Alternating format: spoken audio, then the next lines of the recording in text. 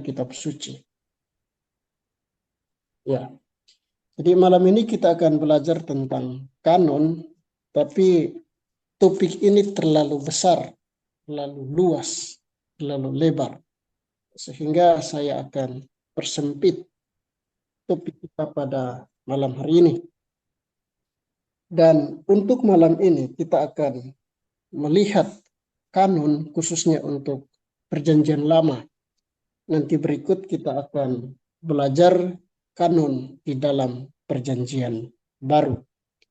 Nah, kenapa ini jadi sangat penting untuk kita pelajari bersama-sama?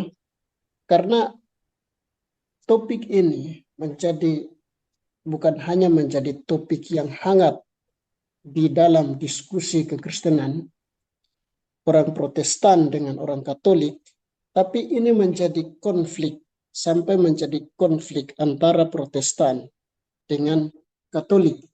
Itulah sebabnya ini penting untuk dibahas supaya kita tahu di mana posisi kita sebagai orang Kristen. Kemudian bukan hanya kenapa ini jadi konflik di antara Protestan dengan Katolik. Ini dipicu oleh ketidaktahuan terhadap sejarah. Nah, yang akan kita lakukan pada malam hari ini bukan studi teologi, tapi ini adalah studi penelusuran sejarah terbentuknya kanon di dalam sejarah kekristenan. Nah, ini juga terjadi karena dipicu oleh fanatisme buta. Nah, kenapa terjadi perdebatan antara orang Kristen, Protestan dengan Katolik terkait dengan topik ini? Karena orang-orang Protestan yang berdebat dengan orang-orang Katolik, ini dilatar belakangi oleh fanatisme buta. Terlalu fanatik sehingga saling menghujat satu sama lain. Orang Protestan menghujat orang Katolik menghujat orang Kristen. Nah, ini dilatar belakangi oleh karena ketidaktahuan dan oleh fanatisme buta terhadap sejarah. Nah, saya harap malam ini ketika kita selesai dalam pelajaran ini, tidak ada lagi yang mengucapkan hal yang sama, karena kita akan belajar menelusuri sejarah pada malam hari ini. Nah, tujuan dari pelajaran kita pada malam hari ini adalah untuk menghindari konflik yang lebih jauh, konflik yang lebih dalam, sehingga itu menciptakan gap antara kita dengan orang Katolik. Kemudian pelajaran kita pada malam hari ini tujuannya adalah memberikan edukasi kepada saudara-saudara sekalian, bukan untuk mempersalahkan orang lain, apalagi mempersalahkan pihak Katolik, saudara-saudara kita. Dan tujuan yang ketiga adalah untuk mengantisipasi fanatisme buta, supaya kita terbuka dengan orang lain. Jangan kita langsung cap orang Katolik ini begini, atau orang Katolik mencap kita begini begitu. Itu kita harus tahu problemnya sehingga kita bisa berdiri di posisi yang benar. Nah, pada malam hari ini, karena topik ini terlalu besar, terlalu luas, maka saya akan berikan beberapa literatur yang akan menjadi dasar pembahasan kita pada malam hari ini. Nah, literatur ini nanti saya akan kasih tahu pembahasan kita yang dicakup atau mencakup pada literatur-literatur ini. Itu pembahasan yang pertama. Kita akan lihat rekomendasi dari literatur-literatur yang saya baca. Dan kalau saudara butuhkan dokumen-dokumen itu, saudara bisa kasih tahu saya dan saya akan berikan kepada saudara-saudara sekalian. Kalau saudara ingin memperluas, memperdalam topik ini, silakan saudara membaca dokumen-dokumen yang akan saya rekomendasikan untuk dibaca. Kemudian kita akan, yang kedua yang akan kita pelajari pada malam ini adalah pengertian kanon. Jadi kita harus berangkat dari situ. Kalau kita tidak mengerti pengertian kanon, kita akan kesulitan untuk memahami apa yang akan disampaikan pada malam hari ini. Jadi kita akan belajar pengertian kanon. Kemudian kita akan belajar karikatur atau Strowman fallacy yang menjadi bahan diskusi, bahkan bahan olokan di antara orang-orang Kristen Protestan dengan orang-orang Kristen Katolik. Lalu yang keempat, kita akan melihat kanon list dari orang Ibrani, lalu kanon list dari orang Katolik, Protestan, dan Ortodoks. Itu di bagian yang keempat. Lalu bagian yang kelima, kita akan melihat kriteria kanon. Kriteria kanon itu berdasarkan dimulai dari abad pertama, dari zaman Josephus sampai pada abad ke-16. Kita akan melihat kanon list di dalam sejarah. Kemudian kita akan melihat kriteria kanon. Nah, kriteria kanon ini maksudnya adalah syarat-syarat kenapa kitab itu masuk di dalam kanon. Itu yang disebut dengan kriteria kanon. Kemudian kita akan melihat konsili Trent, hasil dari konsili Trent. Karena konsili ini melakukan sesuatu yang bagi saya itu adalah sesuatu yang sesuatu yang tidak benar. Kita akan lihat sebentar.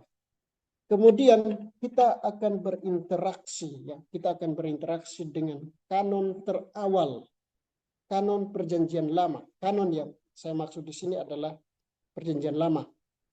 Kita akan berinteraksi, bagian yang terakhir, kita akan melihat kanon terawal, kanon Perjanjian Lama, dari tahun 100 sampai ke tahun 400. Dan kita akan melihat posisi terawal, kanon terawal. Apakah gereja Katolik yang mengikuti kanon terawal atau justru gereja Protestan yang mengikuti kanon terawal dari abad pertama sampai abad yang kelima. Kita akan lihat itu. Baik, sekali lagi saya ingatkan bahwa pembahasan ini tidak berbicara tentang sola scriptura. Karena sola scriptura kita sudah bahas minggu lalu. Malam ini kita tidak akan bahas itu lagi. Dan ini juga tidak membahas isu teologis. Isu teologis. Kalau sola scriptura itu adalah isu teologi. Tapi malam ini kita tidak bicara tentang teologi. Tapi yang kita bicarakan di sini adalah kanon dalam sudut pandang sejarah. Kita akan menelusuri itu. Baik, mari kita lihat yang pertama tadi. Rekomendasi literatur. Ada 5 buku atau 5 literatur yang akan saya sampaikan kepada saudara. Untuk saudara boleh baca. Kalau saudara temukan silakan dibaca. Kalau nggak ada, silakan nanti boleh kasih tahu saya untuk saya berikan kepada saudara-saudara sekalian. Yang pertama, rekomendasi buku yang pertama itu ditulis oleh Frederick Bruce. Nah, Bruce ini adalah seorang pakar Perjanjian Baru, bukan hanya pakar Perjanjian Baru, tapi dia adalah seorang kanon scholar. Dan dia adalah kanon scholar nomor 1 di zamannya. Bruce menulis buku, judulnya adalah The Canon of Scripture. The Canon of Scripture. Silakan saudara temukan buku ini. Kalau saudara tidak ada, silakan hubungi saya dan saya akan berikan kepada saudara. Kemudian yang kedua, rekomendasi buku yang kedua ditulis oleh Lee Martin McDonald.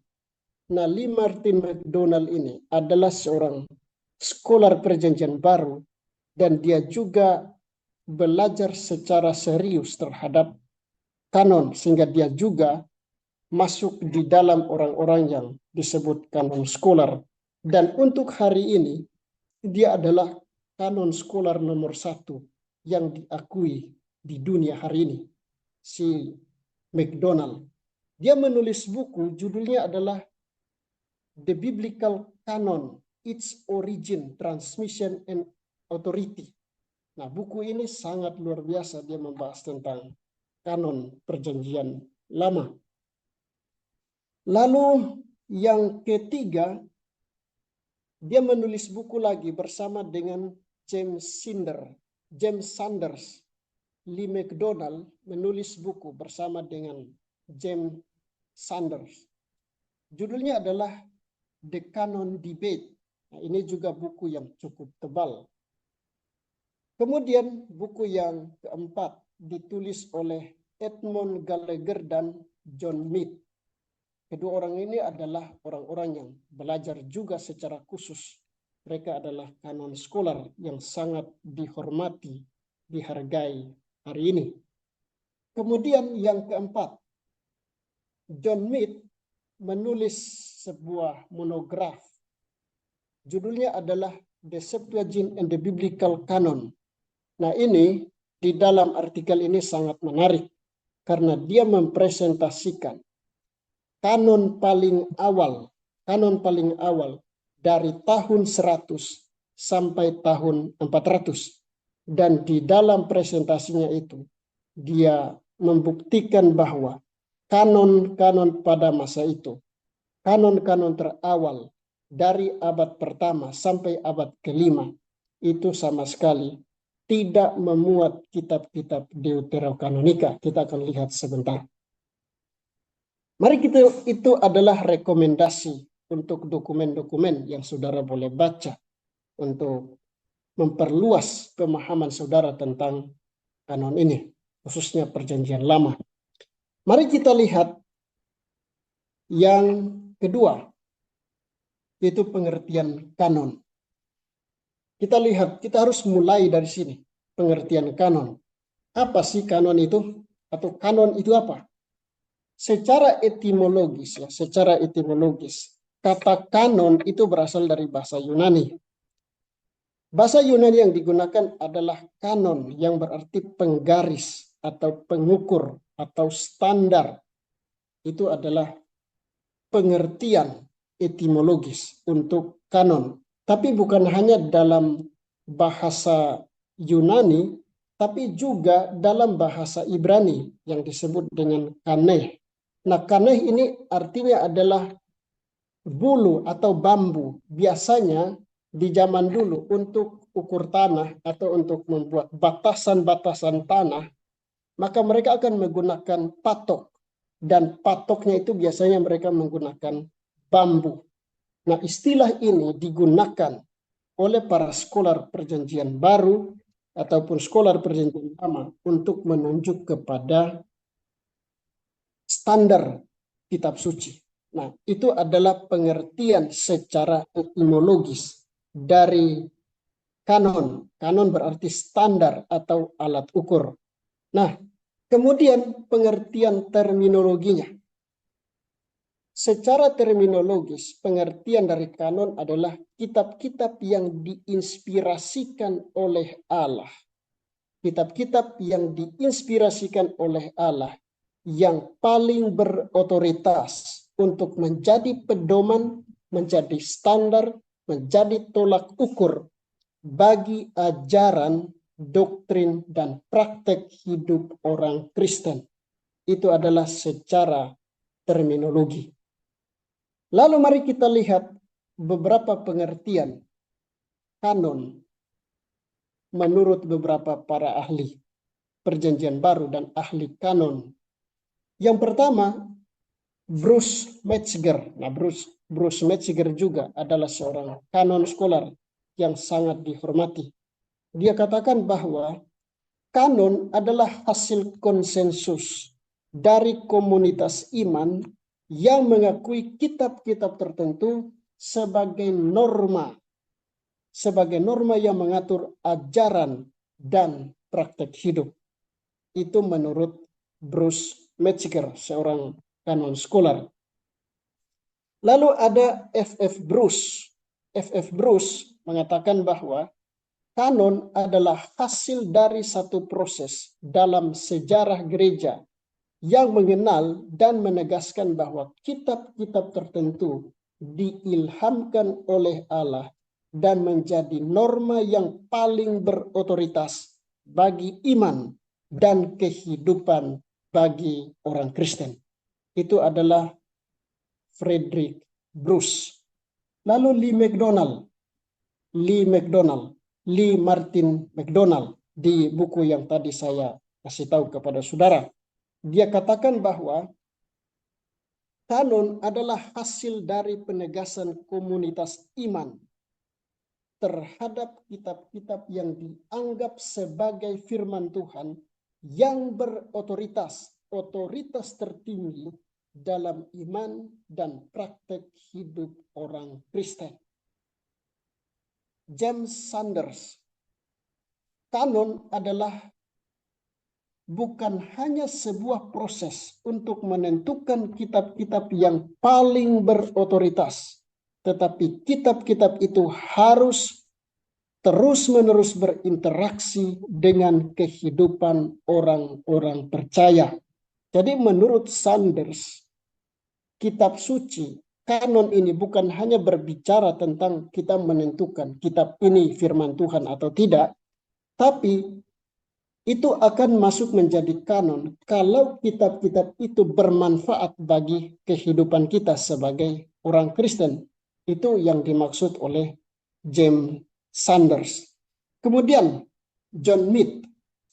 John Mead katakan bahwa kanon adalah hasil dari proses komunitas yang kompleks dan dinamis, yang tidak hanya melibatkan pengakuan teks yang paling berotoritas, tetapi juga fungsi dari teks itu untuk kehidupan beragama, dalam hal ini sebagai orang Kristen.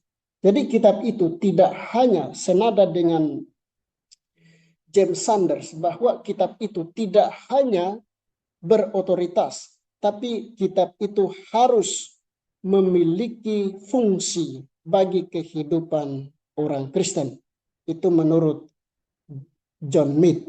Lalu Edmund Gallagher. Edmund Gallagher mengatakan bahwa kanon adalah proses historis yang melibatkan penilaian teologis, pengakuan komunitas, pengaruh kontekstual, sehingga kitab-kitab kanon dianggap sebagai tulisan suci yang paling berotoritas bagi kehidupan orang beriman. Nah, berdasarkan pengertian-pengertian dari para ahli ini, kita bisa simpulkan begini. Kanon itu adalah suatu proses untuk menentukan kitab-kitab yang akan berotoritas untuk mengatur kehidupan pengajaran dari orang Kristen. Orang Kristen harus hidup menurut kitab-kitab yang diakui berotoritas. Itu adalah kanon. Kemudian itu yang pertama. Jadi kita sudah mengerti apa maksudnya kanon. Kanon itu adalah penentuan kitab suci yang bukan hanya ditentukan sebagai kitab suci, tapi kitab-kitab itu akan bermanfaat bagi kehidupan kita sebagai orang Kristen. Itu pengertian. Sekarang mari kita lihat karikatur atau yang disebut dengan strawman fallacy. Nah, kalau saudara membaca, ada satu buku yang sangat menarik. Kalau kita belajar tentang logika, kita membaca ada satu buku yang ditulis oleh Bob Bennett. Nah, Bob Bennett ini adalah seorang ahli logika. Dia menulis buku, judulnya adalah 300 Logical Fallacies. Ada 300 sesat pikir yang biasanya kita lakukan tanpa disadari oleh orang-orang ketika kita berbicara di hadapan publik atau berbicara dengan orang lain. Nah, salah satu dari 300 logical fallacies itu, ada satu yang sering kita jatuh pada sesat pikir itu, yang disebut dengan strawman fallacy. Nah, strawman fallacy itu begini, kita mengatakan sesuatu, tapi kita kira orang mengakui seperti itu. Kita mengatakan sesuatu, misalnya, oh Tuhan itu mati, orang Kristen percaya bahwa Tuhan itu mati. Misalnya orang Muslim, ya, orang Muslim bilang, orang Kristen percaya kepada Tuhan yang mati. Nah, Mereka tidak tahu orang Muslim menuduh, mereka percaya bahwa orang Kristen itu percaya Tuhan mati. Padahal tidak ada orang Kristen yang percaya bahwa Tuhan itu mati. Yang dipercaya oleh orang Kristen adalah Tuhan mati dalam keadaannya sebagai manusia. Tapi posisi orang Islam, mereka mengerti bahwa orang Kristen percaya Tuhan yang mati. Tuhan mereka mati. Nah, itu yang disebut dengan strawman fallacy. Jadi berangkat dari ketidaktahuan, menganggap orang lain percaya seperti yang dia pikirkan, padahal orang tidak percaya demikian. Nah, ada karikatur seperti itu di antara orang Kristen Protestan dengan orang Kristen Katolik. Nah, karikaturnya begini. Orang Protestan biasanya menuduh orang Katolik. Orang Protestan biasanya menuduh orang Katolik menambahkan kitab suci. Menambahkan kitab suci. Kita akan lihat sebentar kitab-kitab apa yang ditambahkan. Dianggap ditambahkan. Lalu orang-orang Katolik, saudara-saudara kita dari Katolik, kita menuduh mereka menambahkan kitab-kitab tertentu di dalam kitab suci mereka. Nah, inilah karikatur atau strawman fallacy yang sering berulang kali kita temukan di mana-mana. Orang Katolik menuduh orang Protestan mengurangi kitab suci, dan orang Protestan menuduh orang Katolik menambahkan kitab suci. Nah, itu adalah karikatur. Nah, kenapa orang-orang ini mengatakan demikian? Saya juga pernah mengatakan itu. Saya juga pernah bilang sama orang-orang Katolik, kamu ini menambahkan kitab suci. Tapi orang Katolik dia bilang, kamu itu yang mengurangi kitab suci. Saya juga pernah terlibat di dalam di dalam perdebatan seperti ini. Tapi setelah saya belajar banyak, rupanya saya salah. Ya, kita harus akui bahwa itu sebuah kesalahan yang perlu diakui. Nah, kalau kita masih terlibat dalam perdebatan ini, justru membuktikan bahwa kita tidak tahu apa-apa tentang kanon. Kita tidak tahu apa-apa tentang bagaimana perkembangan sejarah di dalam pembentukan kanon. Kemudian, mari kita lihat kanon dari Katolik, kanon Ibrani, lalu kanon Katolik, kanon Protestan, dan kanon dari gereja Ortodoks. Kalau kita lihat, yang paling awal yang kita mengerti adalah orang-orang Samaria. Orang-orang Samaria, mereka itu tidak menerima kitab-kitab para nabi, mereka tidak menerima kitab-kitab syair, sejarah, dan lain sebagainya. Yang mereka terima itu hanya 5 kitab, yaitu kitab Kejadian, Keluaran, Imamat, Bilangan, Ulangan. Itu adalah orang-orang Samaria, dan mereka hidup di zaman Yesus, bahkan mereka juga sampai eksis hari ini. Jadi orang-orang ini, mereka percaya hanya 5 kitab. Kenapa? Karena bagi mereka hanya ada satu nabi. Bagi mereka hanya ada satu nabi, dan nabi itu adalah Nabi Musa. Itu orang-orang dari dari Samaria, orang-orang Samaria. Lalu kanon Ibrani. Nah, kanon Ibrani itu kita beranjak ke orang-orang Samaria kepada orang-orang Yehuda. Nah, orang-orang Yehuda mereka punya 22 kitab. Orang-orang Yahudi, orang-orang Yahudi, mereka punya kanon itu adalah 22 kitab. Nah, dalam bukunya Josephus menulis buku, judulnya adalah Against Apion. Against Apion, di dalam bukunya dia menyertakan, maksudnya Josephus, menyertakan list kanon Ibrani. Dan dia mencatat ada 22 kitab kanon Ibrani. Kenapa 22 kitab? 22 kitab itu mengikuti abjad Ibrani. Kalau saudara belajar bahasa Ibrani, ada 22 kata, 22 huruf Ibrani. Dan Josephus mengikuti strategi itu. Kenapa dia ikuti 22 kitab? Karena dia ikuti yang sebelumnya. Sebelumnya itu mencerminkan 22 kitab. Dan mereka itu mengikuti strategi kitab Mazmur pasal 119. Nah, kalau saudara baca kitab Mazmur pasal 119, itu terbagi menjadi 22 bagian. Dan itu mereka biasanya melihat Mazmur itu Mazmur abjad Ibrani. Jadi pembagian itu berdasarkan kitab Mazmur. Kenapa si Josephus dia membagi itu di dalam 22 kitab? Karena dia mengikuti strategi penulisan kitab Mazmur pasal 119. Nah, kenapa 22? Ada beberapa kitab yang digabung menjadi satu. Misalnya kitab-kitab para nabi. Kitab-kitab para nabi kecil itu digabung menjadi satu kitab. Lalu kitab Samuel, 1-2 Samuel itu digabung menjadi satu kitab. Lalu raja-raja juga digabung menjadi satu kitab. Nah, itu adalah contoh-contoh dari dari kitab-kitab yang digabung. Kemudian itu hanya berjumlah 22 kitab.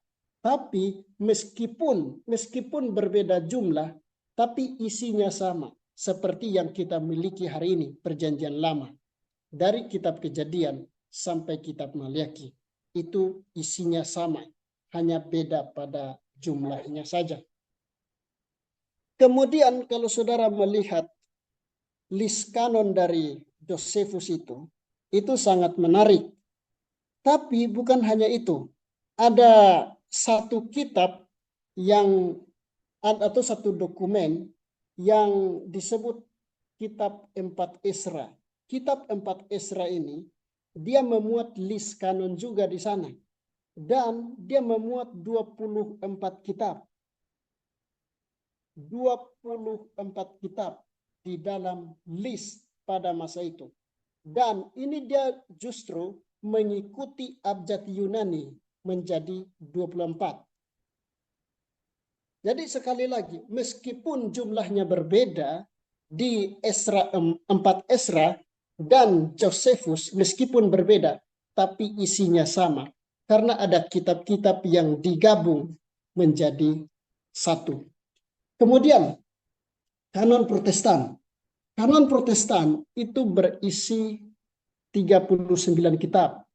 Mulai dari kitab Kejadian sampai kitab Maliaki. Itu jumlahnya adalah 39. Kenapa 39? Yang tadinya satu raja-raja dan dua raja-raja itu dipisahkan. Kitab raja-raja itu dipisahkan. Kitab Samuel itu dipisahkan. Lalu kitab-kitab para nabi kecil itu dipisahkan. Sehingga menjadi 39 kitab. Meskipun seperti itu, tapi isinya, kontennya sama. Tidak ada yang beda. Lalu kita masuk kepada kanon Katolik. Kanon Katolik itu memasukkan beberapa kitab yang disebut dengan Deuterokanonika. Dan mereka mereka memasukkan 7 kitab di dalam Perjanjian Lama. Misalnya kitab Tobit, lalu ada kitab Yudit, lalu ada kitab tambahan untuk kitab Ester, lalu ada kitab Kebijaksanaan Salomo, lalu Yesus bin Sirak yang disebut dengan Sirak, lalu ada kitab Baruk, lalu ada tambahan untuk kitab Daniel, dan kemudian 1 dan 2 Makabe. Itu adalah tambahan untuk kitab-kitab di kanon Katolik. Kemudian Ortodoks Yunani, Gereja Ortodoks Yunani menerima Perjanjian Lama yang kita miliki hari ini, tetapi memasukkan 1, 2, dan 3 Makabe. Kalau di Katolik tadi hanya memasukkan 1, 2 Makabe. Tapi di kanon Gereja Ortodoks Yunani mereka memasukkan 1, 2, 3 Makabe. Kemudian ada Sirak, mereka masukkan di dalam kanon Perjanjian Lama mereka. Nah, berangkat dari situ, mari kita masuk ke dalam kriteria kanon. Nah, mari kita lihat kriteria kanon. Kita mulai dari Josephus. Josephus, dia menetapkan ada dua kriteria utama untuk memasukkan satu kitab menjadi kitab suci. Tapi di luar dari dua kriteria utama itu, di sana ada beberapa kriteria tambahan yang dia masukkan sebagai kriteria atau sebagai syarat satu kitab masuk di dalam kanon atau kitab suci. Kita lihat satu persatu. Bagi Josephus, salah satu kitab yang boleh masuk ke dalam kriteria kitab suci adalah kitab itu harus ditulis oleh seorang nabi. Itu. Bagi Josephus, untuk memasukkan satu kitab di dalam kitab suci, dia harus ditulis oleh seorang nabi atau harus ditulis oleh seseorang yang dekat dengan seorang nabi.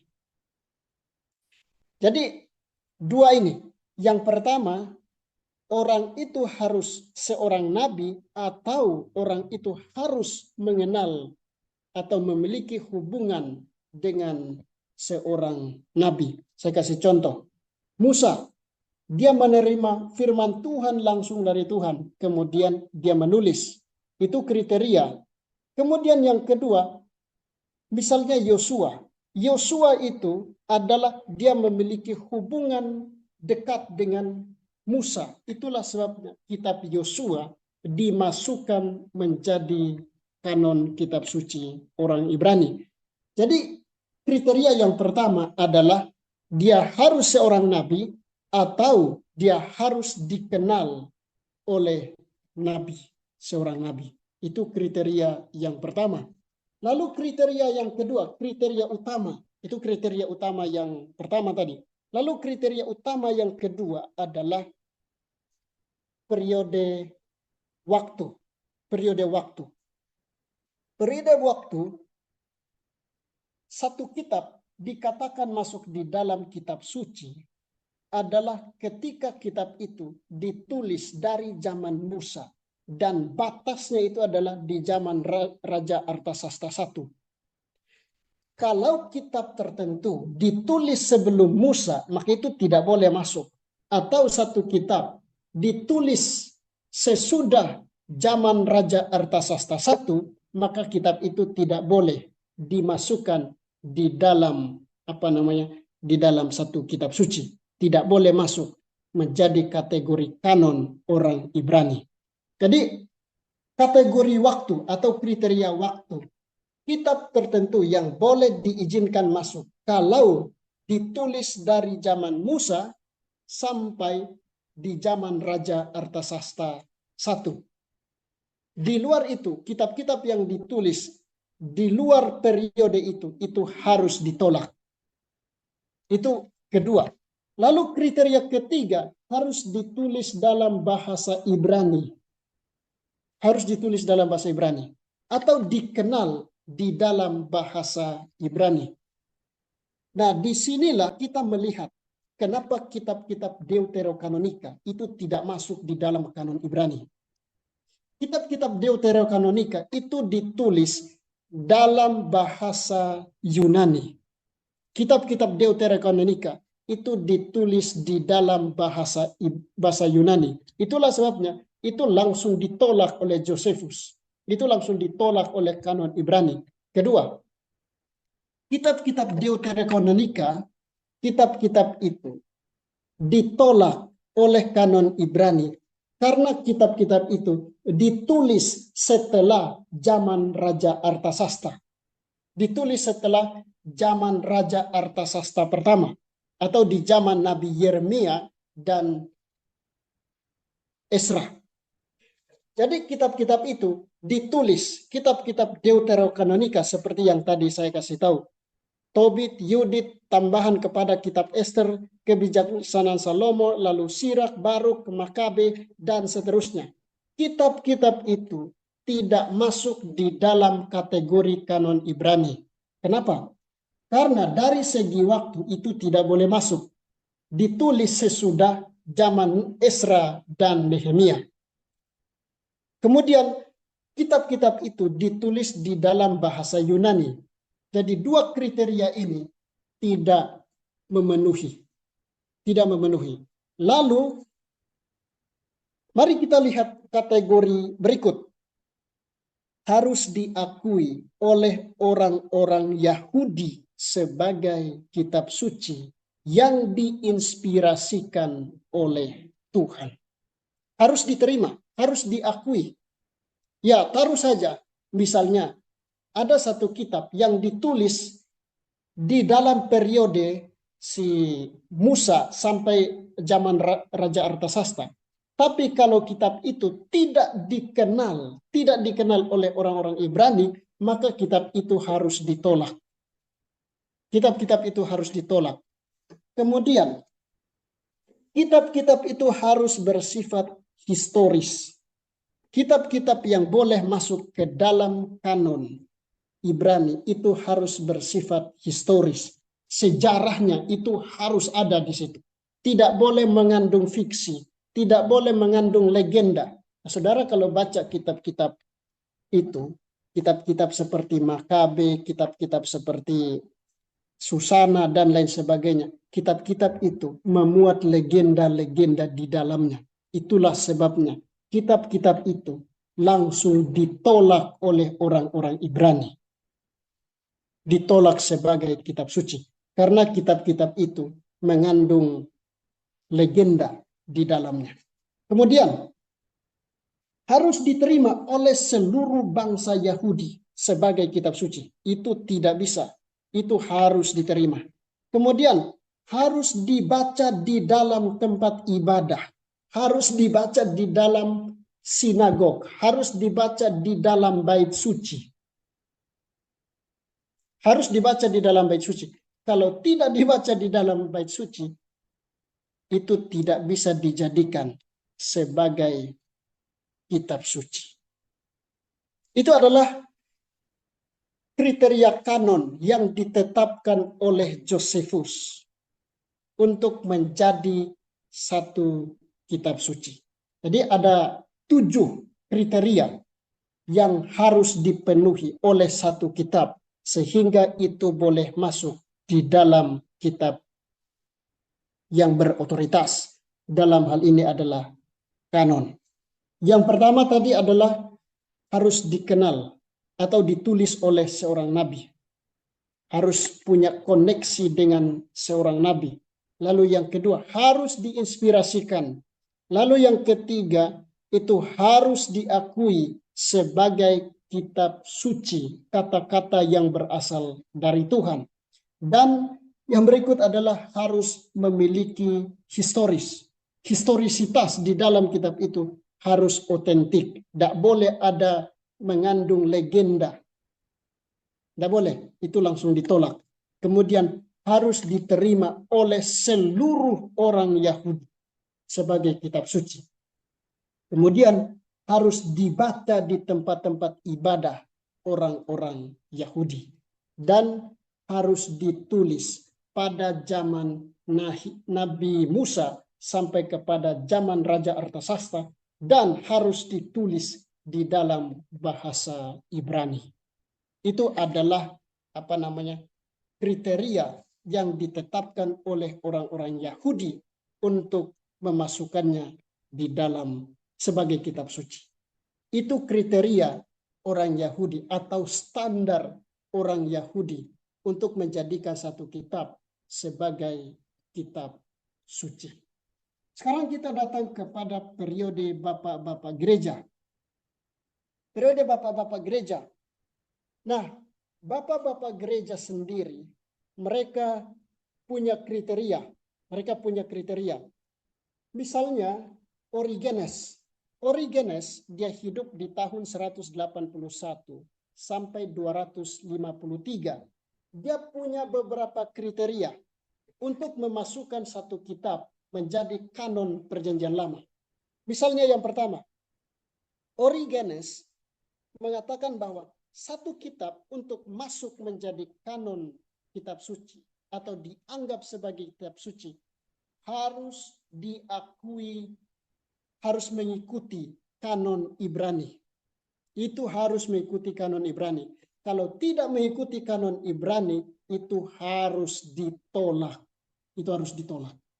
Kemudian, harus diakui oleh orang Ibrani sebagai kitab suci. Origenes menetapkan kriteria ini. Harus mengikuti kanon Ibrani. Dan yang kedua, harus diakui oleh seluruh orang Yahudi sebagai kitab suci. Kemudian harus dibaca oleh orang-orang Kristen di dalam rumah-rumah ibadah. Kitab itu harus dibaca di dalam situasi ibadah, dalam suasana ibadah. Kemudian harus ditulis di dalam bahasa Ibrani. Berikut, harus diilhami oleh Roh Kudus. Kemudian harus dikenal oleh seluruh orang Kristen di zaman itu, di zaman dari Origenes. Jadi kitab itu harus dibaca, dikenal di dalam komunitas orang Kristen pada masa itu. Dan harus dibaca di dalam rumah-rumah ibadah. Nah, ada yang memicu perdebatan. Ada memicu perdebatan di situ. Satu kriteria yang memicu perdebatan antara Origenes dengan Julius Africanus. Nanti kita akan lihat. Lalu mari kita lihat. Kita berangkat dari Origenes, kita pergi kepada Julius Africanus. Julius Africanus. Julius Africanus, dia juga menetapkan kanon. Ya, dia menetapkan kanon. Dan kriteria kanon yang diberikan oleh Julius Africanus adalah harus berbahasa Ibrani. Kedua, harus memiliki sejarah yang handal. Ketiga, harus diakui oleh orang Yahudi sebagai kitab suci. Keempat, harus digunakan di dalam komunitas orang Kristen. Dan yang ketiga, harus digunakan di dalam rumah ibadah orang Kristen. Kemudian, lama setelah itu, Origenes menerbitkan kanonnya. Dan dia memasukkan, dia menganggap kitab Susana itu harus dimasukkan di dalam kanon. Tapi Julius Africanus, dia bilang, kitab Susana itu tidak boleh dimasukkan di dalam kanon. Kenapa? Itu tidak masuk di dalam kategori atau di dalam kanon orang Ibrani. Itu pertama, penolakan pertama dari Julius Africanus. Kemudian si Origenes, dia bilang mungkin saja kitab ini ditulis dalam bahasa Ibrani, tapi karena teksnya sudah hilang, maka diterjemahkan ke dalam diterjemahkan ke dalam bahasa Yunani. Tapi Julius Africanus dia bilang tidak bisa. Kita tidak punya bukti bahwa kitab itu ditulis di dalam bahasa Ibrani. Itu pertama, keberatan pertama. Keberatan kedua adalah kitab itu mengandung ajaran yang tidak sesuai dengan kitab-kitab Ibrani. Di sana diduga ada ajaran tentang purgatorium. Nah, saudara tahu itu. Tidak perlu saya jelaskan itu. Jadi kitab-kitab itu ditolak oleh Julius Africanus. Maka terjadi perdebatan antara Julius Africanus. Nah, posisi Origenes dia katakan begini. Kitab Susana harus dimasukkan dalam kanon karena memenuhi beberapa kriteria. Misalnya, kitab Susana dikenal dan dibaca oleh orang Kristen. Jadi dia memasukkan itu. Origenes bilang, kitab Susana ini harus dimasukkan karena kitab ini dikenal di dalam komunitas orang Kristen. Tapi Julius Africanus bilang, Tidak boleh. Tidak boleh. Kemudian, bahasa Ibrani seharusnya bukan menjadi kriteria utama. Ini kata-kata dari Origenes kepada Julius Africanus. Dia bilang bahasa Ibrani seharusnya menjadi kriteria tidak boleh menjadi kriteria utama. Itu dari Origenes, tapi dia bilang tidak bisa. Tetap bahasa Ibrani harus menjadi kriteria utama untuk memasukkan kitab di dalam kanonisasi. Tambahan kitab Septuaginta si Origenes, dia menganggap bahwa semua Alkitab, semua teks yang diterjemahkan dalam bahasa Yunani itu memiliki otoritas karena itu diilhami oleh Roh Kudus, diilhami oleh Allah. Yang diilhami bukan teksnya, tapi terjemahannya yang diilhami itu menurut Origenes. Tapi itu ditolak oleh Julius Africanus. Kemudian dihormati dan berkembang luas di dalam sejarah. Itu adalah posisi dari Origenes. Sekarang kita lihat posisi dari Julius Africanus. Dalam perdebatan itu, Julius Africanus menjadikan bahasa Ibrani menjadi kriteria utama untuk memasukkan menjadi kanon. Lalu kitab-kitab yang berbahasa Yunani itu cenderung bernuansa fiksi. Nah, itu adalah posisi dari Julius Africanus. Kenapa dia menolak Susana, kenapa dia menolak kitab-kitab apokrifa? Karena di dalam buku-buku itu, kitab-kitab itu bernuansa fiksi, bernuansa legenda. Itulah sebabnya Julius Africanus mengatakan kitab-kitab itu harus ditolak. Kemudian tidak hanya sampai di situ, Julius Africanus mengatakan bahwa kitab-kitab tersebut sejarahnya, kesejarahannya, sejarah-sejarah di dalam kitab-kitab Septuaginta itu, kitab-kitab Deuterokanonika itu, sejarah, unsur sejarah di situ, itu dipertanyakan. Itu adalah posisi dari Julius Africanus. Jadi akhirnya posisi gereja berada di posisi Julius Africanus. Jadi akhirnya kitab-kitab Susana, maksudnya kitab Susana dan kitab-kitab yang lain yang berbahasa Yunani, bahasa aslinya berbahasa Yunani, itu langsung ditolak oleh gereja karena tidak mengikuti atau tidak memenuhi kriteria-kriteria kanon. Baik saudara-saudara sekalian, ini kita sudah hampir 1 jam. Apakah masih ada waktu? Ini masih panjang ini.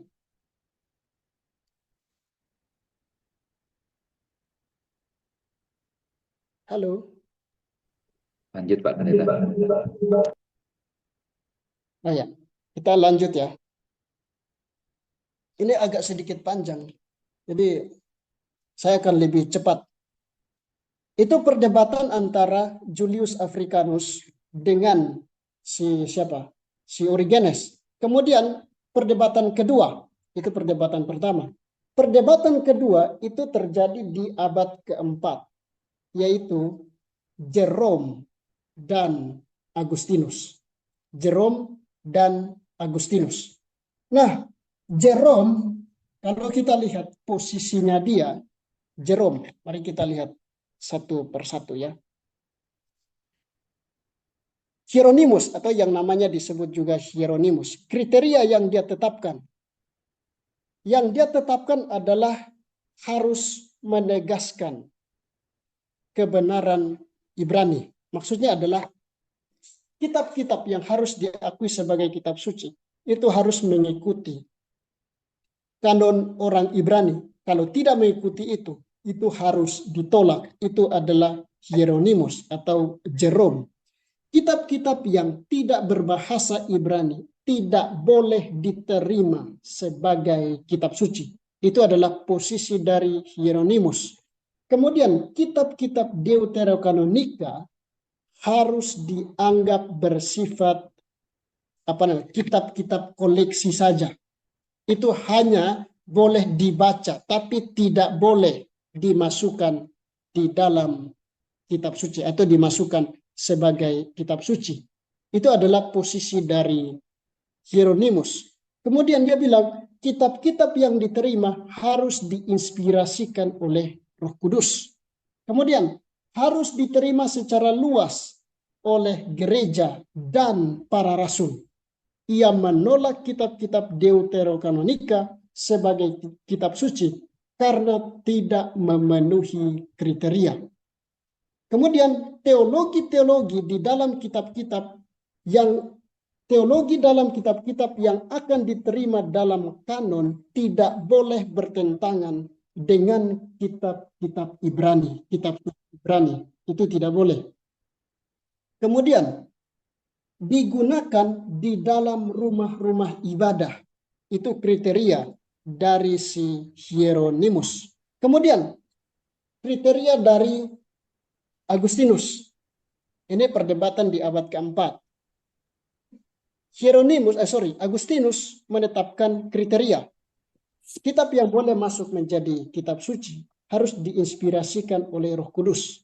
Kedua, harus diterima secara luas oleh gereja.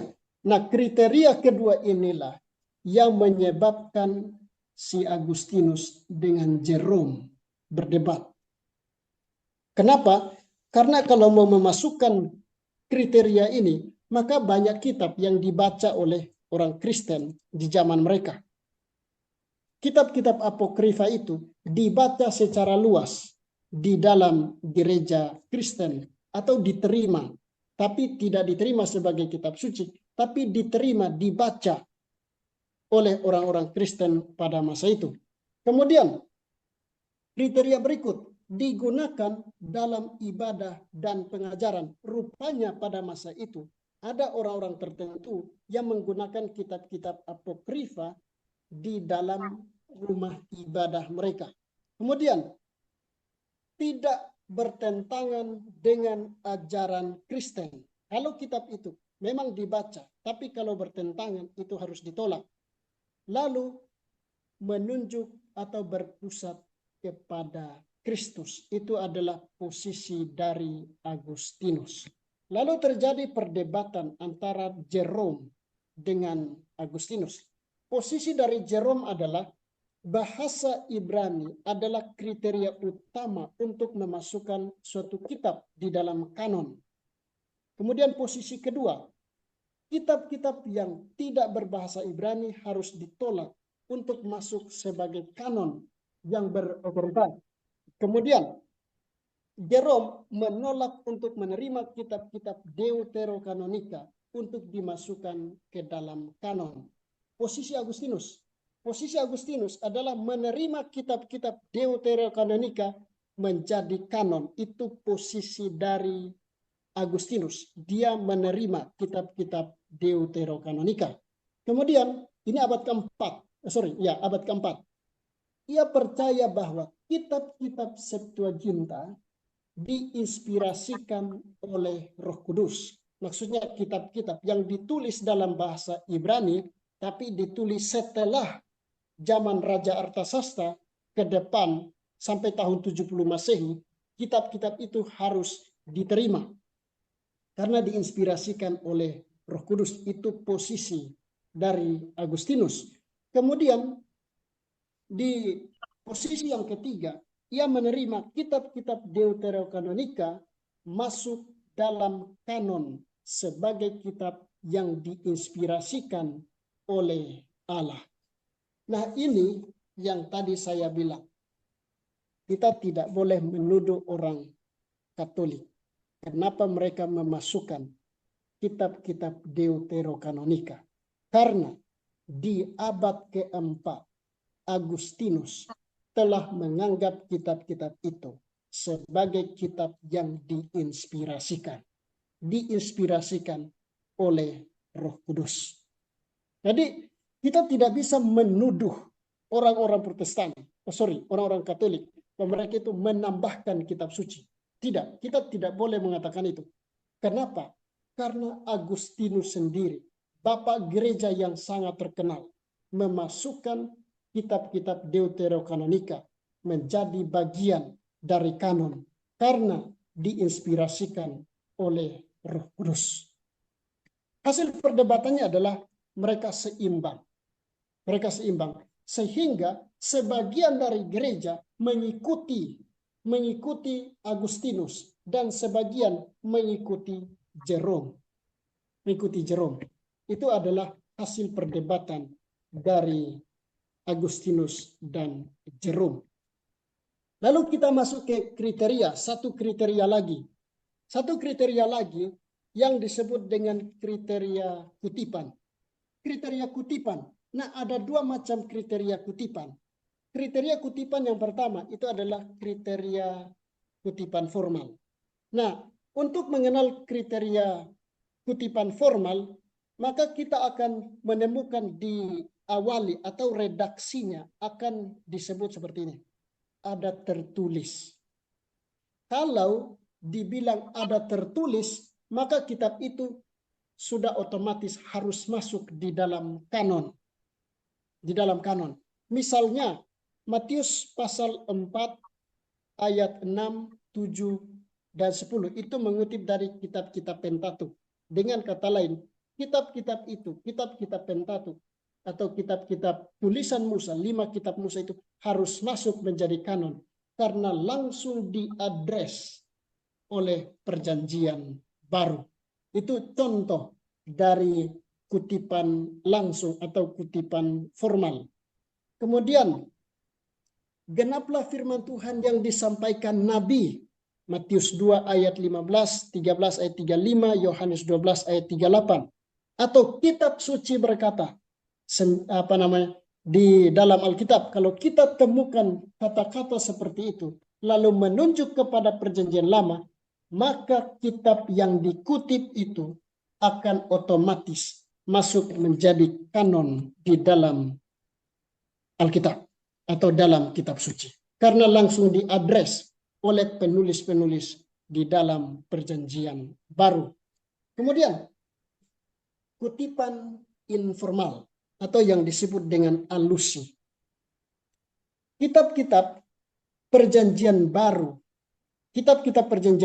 tidak hanya mengutip secara langsung, tetapi juga mengutip tidak langsung atau memberikan alusi kepada perjanjian lama.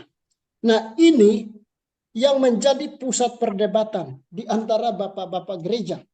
Misalnya, kutipan tidak langsung atau alusi perjanjian lama kepada perjanjian baru kepada perjanjian lama itu berulang kali perjanjian baru mengutip perjanjian lama, dan itu berkelimpahan di dalam perjanjian lama. Dan kriteria ini yang jadi masalah di dalam sejarah kanonisasi. Bagaimana masalahnya? Saudara kalau lihat beberapa kitab di dalam perjanjian baru itu mengutip kitab-kitab Deuterokanonika. Atau kitab-kitab di luar kanon yang kita miliki hari ini. Saya kasih contoh. Matius pasal 19 ayat 25 itu mengutip dari kitab 1 Henok. Atau Roma pasal 1 ayat 18 sampai 32 itu mengutip dari Wisdom of Salomo 12 sampai 14.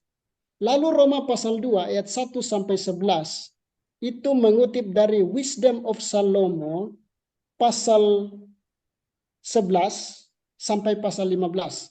Lalu Ibrani pasal 11 ayat 35 sampai 37 itu mengutip dari 2 Makabe. Dari 2 Makabe 6 dan 7.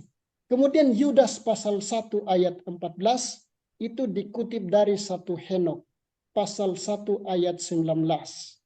Lalu juga menunjuk kepada Assumption of Moses. Lalu Matius pasal 4 ayat 15 itu mengutip dari 2 Makabe pasal 5 ayat 15. Matius pasal 5 ayat 4 itu mengutip dari Sirak 48 ayat 24. Matius 6 ayat 3 itu dikutip dari Tobit pasal 12 ayat 8. Saudara lihat ini? Jadi kategori ini yang menjadi problem di antara bapak-bapak gereja. Mereka bergumul dengan teks-teks ini. Tapi mereka tidak menganggap itu sebagai kitab suci. Argumentasinya adalah kalau dia memberi alusi kepada kitab-kitab itu tidak berarti itu adalah kitab suci. Karena kriteria yang pertama tadi adalah harus ada tertulis, maka kitab itu dianggap sebagai firman Tuhan. Jadi meskipun kitab-kitab perjanjian baru mengutip dari kitab-kitab non-kanonik ini, tapi tidak memberikan jejak bahwa kitab-kitab itu dianggap sebagai kitab suci. Tidak meninggalkan sedikit pun jejak atau meninggalkan indikasi bahwa kitab-kitab itu sebagai kitab suci. Kemudian middle kategori. Nah, middle kategori ini adalah yang menarik juga, yang kemudian menjadi perdebatan di antara para bapak-bapak gereja. Middle kategori itu adalah misalnya dikategorikan, kitab-kitab itu dikategorikan dalam beberapa kategori. Misalnya kitab-kitab kanonik yang kita miliki hari ini itu dianggap sebagai kitab suci. Tetapi Origenes juga, Clement menggunakan Yudit dan Esther sebagai teladan kesalehan, tetapi tidak menganggapnya sebagai kitab suci. Jadi meskipun bapak-bapak gereja mengutip kitab-kitab itu, tapi tidak pernah menganggapnya sebagai kitab suci. Sama seperti perjanjian baru tadi. Sama seperti perjanjian baru. Mengutip atau memberi alusi kepada kitab-kitab Deuterokanonika, tapi tidak menganggapnya sebagai kitab suci. Itu Clement. Kemudian Origenes juga mengutip dari kitab-kitab non-kanonik, tapi dia tidak pernah mengutip itu sebagai kitab suci. Lalu Hieronymus juga mengutip dari kitab-kitab apokrif atau kitab-kitab Deuterokanonika, tapi dia tidak pernah menganggap kitab-kitab itu sebagai kitab suci. Kemudian John Maide, dia mengatakan begini. John Maide mengatakan begini. Dari abad pertama sampai pertengahan abad keempat, tidak ada kanon yang mengikut sertakan kitab-kitab Deuterokanonika. Pada masa itu, gereja tidak menganggap kitab-kitab Deuterokanonika sebagai kitab suci. Itu John Maide. Konsili Trent, saya akan lebih cepat. Konsili Trent itu memutuskan hal yang hal yang sangat penting bagi orang Katolik. Jadi kita lihat sejarah, di dalam sejarah, meskipun ada orang-orang tertentu yang menganggap kitab itu, misalnya tadi Agustinus, dia menganggap kitab-kitab Deuterokanonika diilhami oleh Roh Kudus, tetapi tidak dianggap sebagai kitab suci. Jadi dari abad pertama sampai abad keempat, kita tidak menemukan indikasi bahwa kitab-kitab Deuterokanonika dianggap sebagai kitab suci. Itu posisi dari kekristenan di dalam sejarah. Kemudian Konsili Trent, dia memutuskan beberapa keputusan. Yang pertama, Konsili Trent itu diadakan di tahun 3 kali. Tahun 1545 sampai tahun 1563. Itu Konsili Trent. Dan di dalam konsili itu, mereka memutuskan keputusan-keputusan yang kontroversi. Kontroversi dengan apa? Kontroversi dengan kitab suci atau Alkitab. Misalnya yang pertama, Konsili Trent memutuskan bahwa keselamatan melalui iman dan perbuatan. Ini bertentangan dengan kitab suci. Bertentangan dengan kitab-kitab Paulus, surat-surat Paulus. Lalu menyelaraskan tradisi suci dengan Alkitab. Jadi tradisi suci diputuskan di Konsili Trent bahwa tradisi itu setara, posisinya sama dengan kitab suci. Jadi kitab suci tidak boleh sendirian, harus ada tradisi. Jadi posisi tradisi dengan kitab suci itu seimbang, setara, diperlakukan sama. Itu keputusan di Trent, Konsili Trent. Kemudian memutuskan 7 sakramen suci. Saudara nanti bisa cari tahu sakramen di dalam 7 sakramen di dalam gereja Katolik itu apa saja. Misalnya baptisan, kemudian masih banyak lagi. Kemudian menegaskan keabsahan indulgensi. Nah, ini maksudnya apa? Kalau berdosa, datang kepada imam, mengaku dosamu di hadapan imam, lalu kamu akan diberikan pengampunan. Deklarasi pengampunan itu dideklarasikan oleh seorang imam. Dan itu tidak sesuai dengan kitab suci. Kitab suci mengatakan kita memiliki satu perantara, yaitu Yesus Kristus. Kemudian yang tadi tradisi disamakan dengan Alkitab. Yesus mengkritik banyak sekali orang-orang Yahudi yang selalu menggunakan tradisi. Dan Yesus mengkritisi itu. Kemudian ini yang paling membuat kontroversi.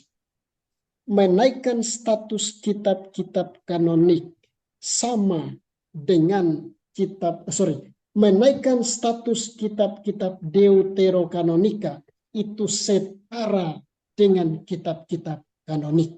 Dengan kata lain, kitab-kitab deuterokanonika itu dianggap sebagai firman Tuhan, sama seperti kitab-kitab lain yang dianggap sebagai kanonik oleh orang-orang Ibrani. Jadi statusnya sudah sama.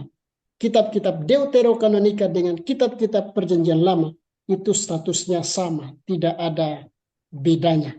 Kemudian keputusan berikutnya adalah roti dan anggur ketika sudah didoakan oleh pastornya, itu langsung menjadi roti dan anggur, benar-benar tubuh dan darah Kristus. Itu tidak sesuai dengan ajaran kitab suci. Kitab suci mengatakan itu hanya sebagai simbol, bukan benar-benar roti dan anggur darah Kristus. Kemudian, ini yang membuat kita garu-garu kepala. Keputusan yang terakhir adalah mengutuk orang-orang Kristen Protestan yang menolak keputusan di Trent. Jadi di mata gereja Katolik, kita adalah orang-orang yang terkutuk. Itu di mata, mungkin jemaatnya tidak, tapi di mata petinggi-petinggi gereja Katolik, gereja Protestan, itu adalah gereja yang terkutuk. Dan mereka memang mengutuk itu di Konsili Trent pada masa itu. Oke, saya lebih cepat. Daftar kanon di sejarah kekristenan. Daftar kanon. Dari tahun 100 sampai tahun 400. Itu yang tadi saya katakan si John Mead. Dia memberikan daftar kanon. Dari abad pertama sampai tahun 400, abad yang kelima. Kanon Yunani itu yang pertama, kanon paling awal, list kanonnya adalah Debrenius. Debrenius itu memuat semua kitab-kitab yang seperti kita miliki hari ini. Jadi kanon di abad pertama tahun 100, Debrenius itu memuat 39 kitab yang kita miliki hari ini. Tidak memuat Deuterokanonika.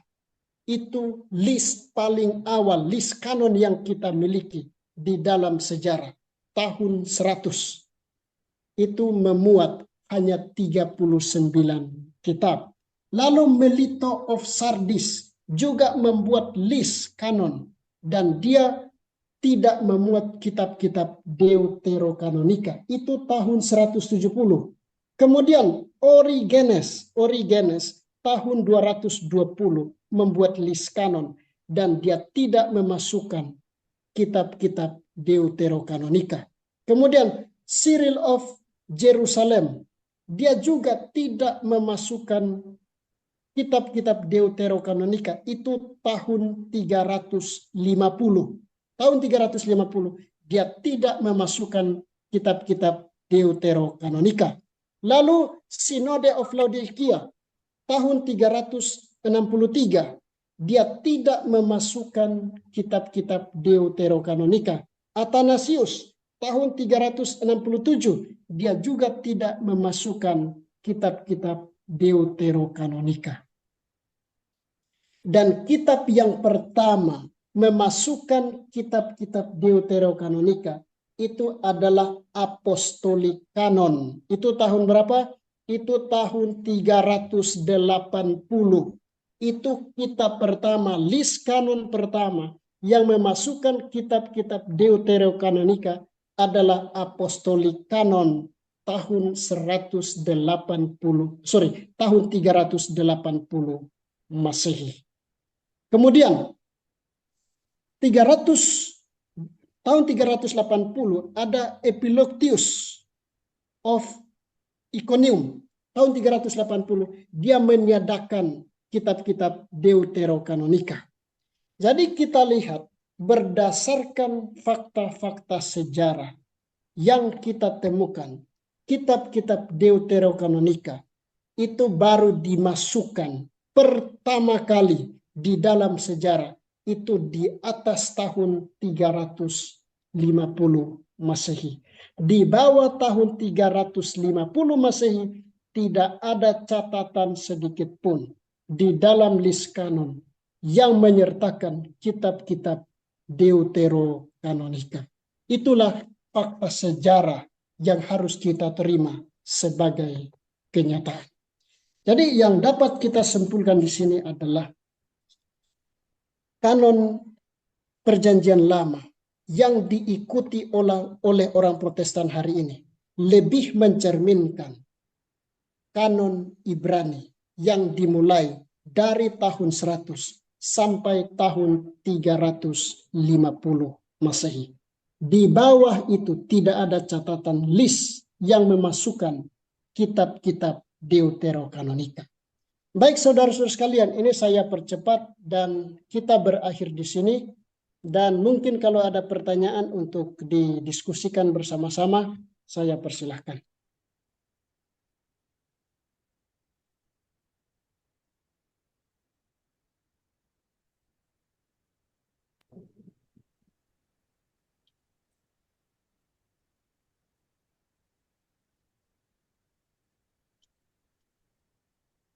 Halo.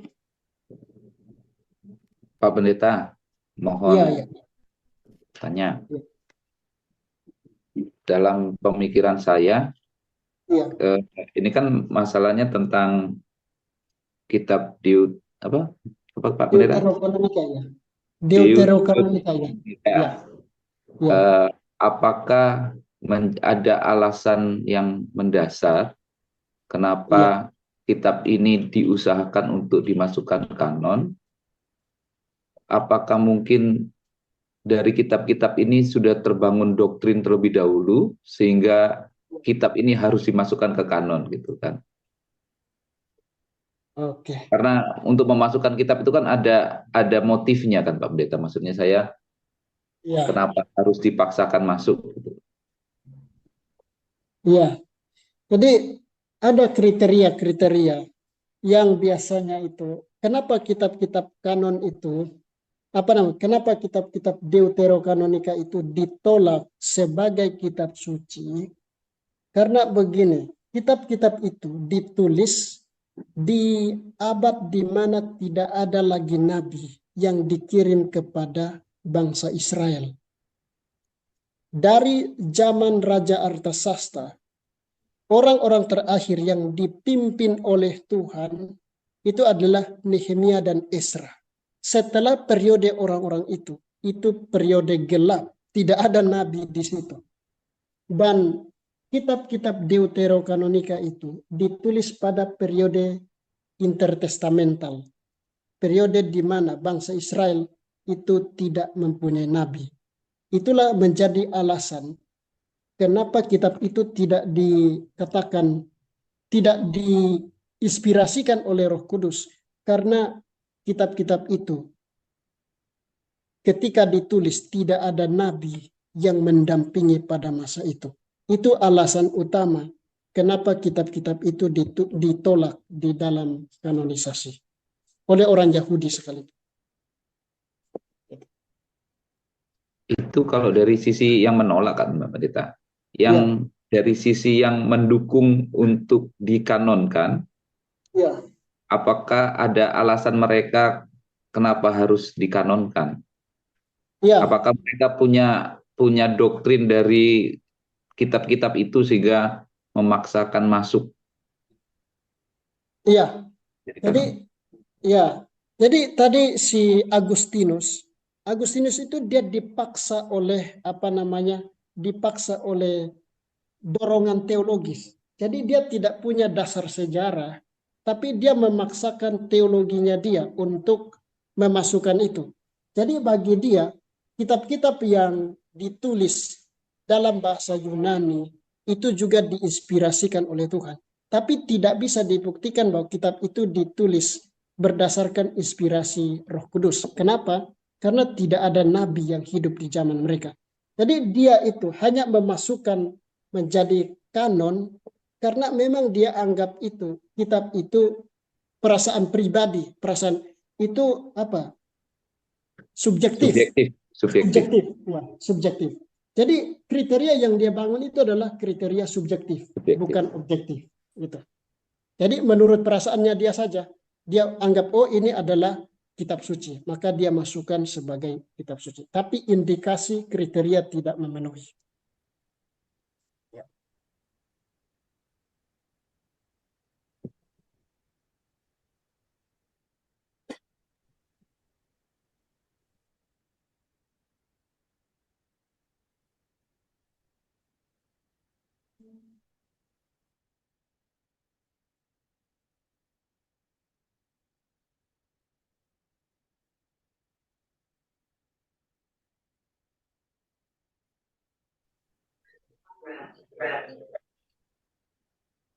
Saya, oke. Jadi saya apa ya? Saya berusaha untuk apa ya? Tidak berbicara dari posisi teologis. Karena kita harus berbicara secara jujur dari fakta sejarah. Karena sejarah itu yang menjadi apa ya? Membuat kita tidak subjektif dalam menilai sesuatu. Jadi itu makanya saya bilang ini kita melihat bukan dari perspektif teologi tapi dari perspektif sejarah. Gitu. Baik, kita bukan mempersalahkan orang, bukan. Kita tidak boleh mempersalahkan orang Katolik, karena itu dua-dua posisi ini punya akar sejarah yang kuat, akar sejarah yang sangat mendalam. Ya, kita tidak bisa mempersalahkan orang. Nah, kita juga mempunyai, mereka punya dasar sejarah, mulai dari Agustinus, tapi ada akar sejarah yang lebih lama, yaitu posisi dari apa posisi sebelum itu yang diikuti oleh Protestan hari ini. Jadi memiliki dasar sejarah yang sangat kuat.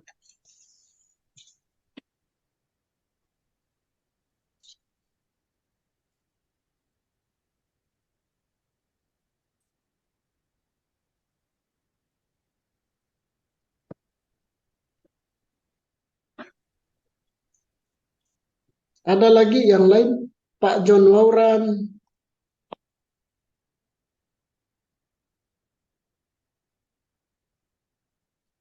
Beatrice, ada yang, ya, Pak John silakan. Antara orang atau golongan gereja Yahudi dengan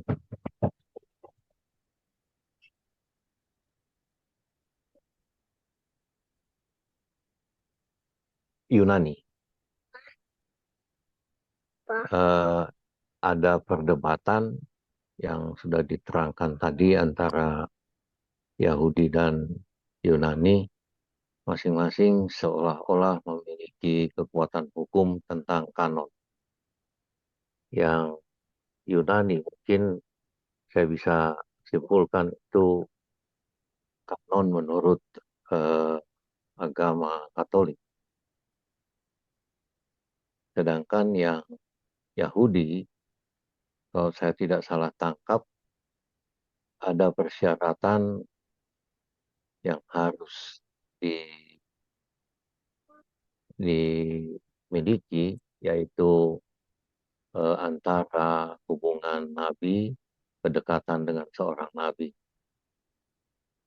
Dari kedua ini mana yang lebih penting buat kita orang Kristen, khususnya gereja Advent? Begitu, Pendeta. Ya, posisi gereja kita itu adalah di posisi apostolik. Maksudnya posisi apostolik itu adalah yang berangkat dari para rasul dan Yesus. Karena pada masa itu, di zaman para rasul itu, kitab suci yang mereka anggap sebagai kitab suci, bahkan Yesus sendiri, itu adalah kitab-kitab yang dimasukkan atau yang kitab-kitab yang dianggap sebagai kitab suci oleh orang Yahudi. Itu Tanakh, kemudian kitab Tanakh itu yang dianggap sebagai kitab suci. Nah, perjanjian lama yang kita ikuti hari ini adalah kita mengikuti sebagai orang Advent ini, kita mengikuti posisi yang paling awal, yaitu kita menerima 39 kitab yang kita miliki hari ini. Jadi kita tidak mengikuti dari segi bapak-bapak gereja, memang ada perdebatan tentang itu, tapi kita lebih menerima yang posisi dari zaman Yesus. Udah. Jadi sebetulnya kalau pakai logika sederhana, Pak Pendeta, Iya. Sebetulnya di zaman Yesus itu kan perjanjian lama sudah dikanonkan. Iya, iya. Secara orang Yahudi. Iya. Ya kan dalam zaman Tuhan Yesus itu kan tanah itu kan sudah terbentuk di kitab Musa, kitab sejarah, kitab puji-pujian gitu kan Pak Pendeta, nabi-nabi besar, nabi-nabi kecil. Artinya kan sudah tidak ada perdebatan lagi seharusnya kan ya Pak Pendeta. Iya. Apa yang Yesus baca dan apa yang Yesus anggap itu kitab suci, harusnya hari ini pun itulah yang kita anggap kitab suci. Iya. Logika sederhananya maksud saya. Iya. Jadi ada kriteria tambahan yang jadi ribut di bapak-bapak gereja. Kriteria tambahan itu ya, apakah kitab itu pernah dibaca oleh orang Kristen pada sebelumnya atau tidak. Nah itu yang bikin perdebatan antara Jerome dengan Agustinus, kemudian itu Africanus dengan Origenes, itu yang bikin jadi ribut mereka itu. Tapi akhirnya posisi itu dikembalikan kepada posisi awal. Posisi siapa itu Jerome. Posisi Jerome itu yang mengikuti itu. Tapi nanti kitab-kitab itu, kitab-kitab Deuterokanonika, itu baru dianggap sebagai kitab suci, itu di Konsili Trent. Itu baru dianggap sebagai kitab suci. Tapi dalam akar sejarah yang kuat, memang kitab-kitab itu dikatakan bahwa mereka baca kitab-kitab itu, tapi mereka baca itu hanya sebagai penuntun untuk teladan dan lain sebagainya, tapi tidak pernah digunakan sebagai kitab untuk membangun doktrin, tidak pernah.